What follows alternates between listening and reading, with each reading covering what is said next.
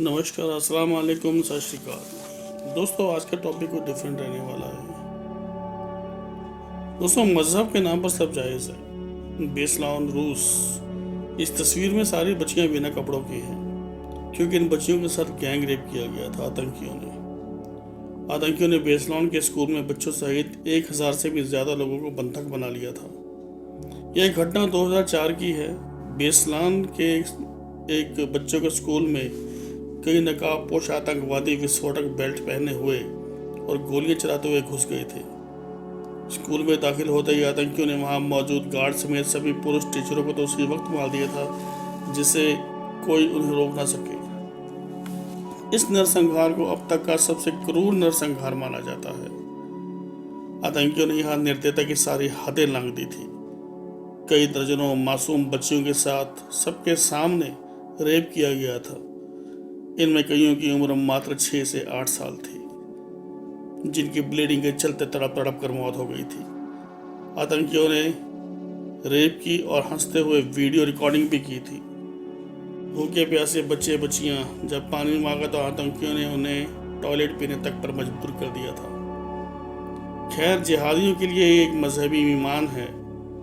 इससे ही इनका दीन स्थापित होगा और एक दिन पूरी दुनिया में इस्लाम स्थापित होगा। उनकी यही थ्योरी है और वो इसी पर चल रहे हैं। बेसलान स्कूल की घेराबंदी, जिसे बेसलान स्कूल बंधक संकट या बेसलान नरसंहार भी कहा जाता है, एक आतंकवादी हमला था जो 1 सितंबर 2004 को शुरू हुआ।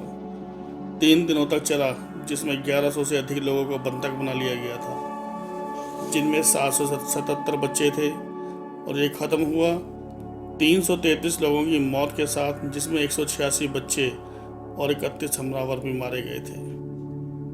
संकट तब शुरू हुआ जब 1 सितंबर 2004 को सशस्त्र चेचन आतंकवादियों के एक समूह ने बेसलान, उत्तरी असीशिया रूसी संघ के उत्तरी काकेशस क्षेत्र में एक स्वायत्त गणराज्य है, उस शहर में स्कूल नंबर 1 SNO पर कब्जा कर लिया था। बंधक बनाने वाले चेचन वारलॉर्ड शमील वसायव द्वारा भेजे गए रियाद उस सालिहीन के सदस्य थे।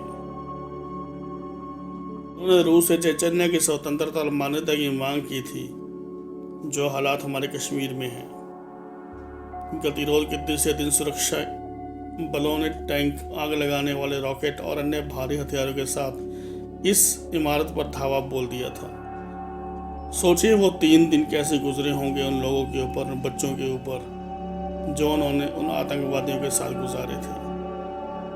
बेसलान में हिंसा का पैमाना हिंसक था, जहां हमलावरों ने जानबूझकर छोटे बच्चों को निशाना बनाया, रूसी जनता को आघात पहुंचाया और बाहरी दुनिया को भयभीत किया।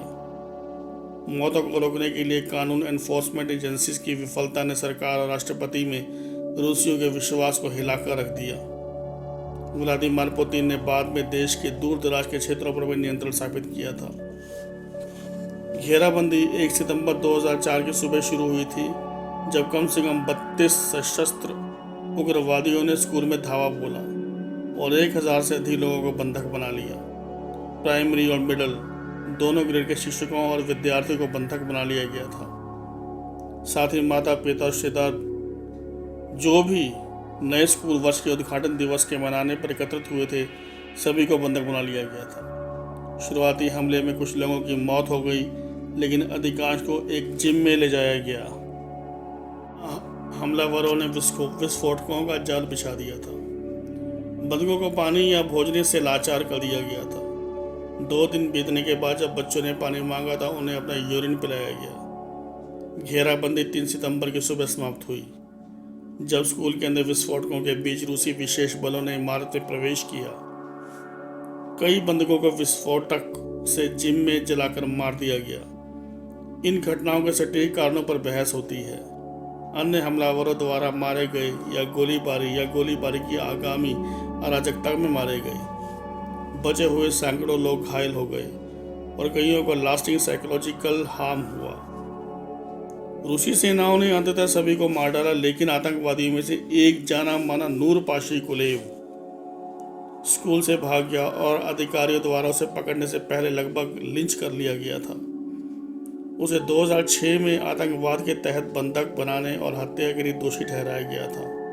और जेल में आजीवन कारावास की सजा सुनाई गई थी। इस अत्याचार की जिम्मेदारी कुख्यात विद्रोही सरदार शमील बसिएव के नेतृत्व में चेचन मुक्ति समूह रियादत सालिखीन ने ली थी, जिसको पहले 2002 में एक मॉस्को थिएटर को कैप्चर के लिए दोषी ठहराया गया था, जो 130 बंधकों की मृत्यु के बाद समाप्त हुआ, और चेचन्या के मॉस्को समर्थक राष्ट्रपति अखमाद कादिरोव की मई 2004 में हत्या के लिए भी जिम्मेदार ठहराया गया था, और आतंकवाद और हत्या के अनगिनत अन्य कार्य जिसका कोई हिसाब ही नहीं है। इस समूह ने 24 अगस्त 2004 को दुर्घटनाग्रस्त हुए 2 रूसी यात्री जेट पर आत्मघाती हमलों की जिम्मेदारी भी ली थी। इन हमलों के मद्देनजर पुतिन ने नए और व्यापक आतंकवाद विरोधी उपायों की शुरुआत की।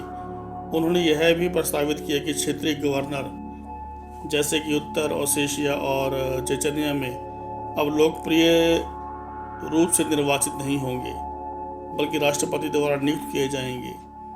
क्षेत्रीय विधानसभाओं द्वारा समर्थन के अधीन, जिसे राष्ट्रपति को भंग करने का अधिकार होगा यदि वे अपना नामांकन को अस्वीकार कर देते हैं। कानून, जिसे राष्ट्रीय विधायकों के दोनों सदनों में भारी बहुमत से अनुमोदित किया गया, उसी ने रूस को सरकार की एकात्मक प्रणाली में लौटा दिया, जो 1991 में सोवियत संघ के पतन से पहले अस्तित्व में थी। यही कुछ हाल हमारे देश का भी है। राजनीतिक तौर पे तो मैं कोई कमेंट नहीं करूँगा, पर जिसे समझ में आ रहा होगा वो तो समझ ही गया होगा।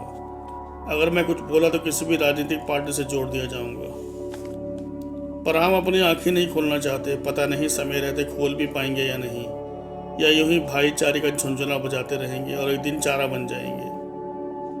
मेरा मकसद किसी को भड़काना नहीं, पर कम से कम सचेत रहना है। अपनी ताकतों को उजागर करें, इस हालात में लेके आए कि कल कहीं ऐसा हमारे साथ दोबारा ना हो। वैसे तो रोज़ ही कोई ना कोई ऐसी घटना मिली जाती है जहाँ पे मजहब के नाम पे बहुत कुछ किया जाता है। चलिए, मैं बहुत ज़्यादा तो नहीं कहना चाहता। अगर आपको मेरी बात या ये वीडियो अच्छा लगा हो, अच्छा तो क्या लगेगा, आपको दुख जरूर हुआ होगा, लेकिन फिर भी शेयर करने लायक समझा हो तो शेयर जरूर कीजिएगा अपने दोस्तों के साथ, और सब्सक्राइब कीजिएगा मेरे अगले वीडियो देखने के लिए। जय हिंद दोस्तों, धन्यवाद।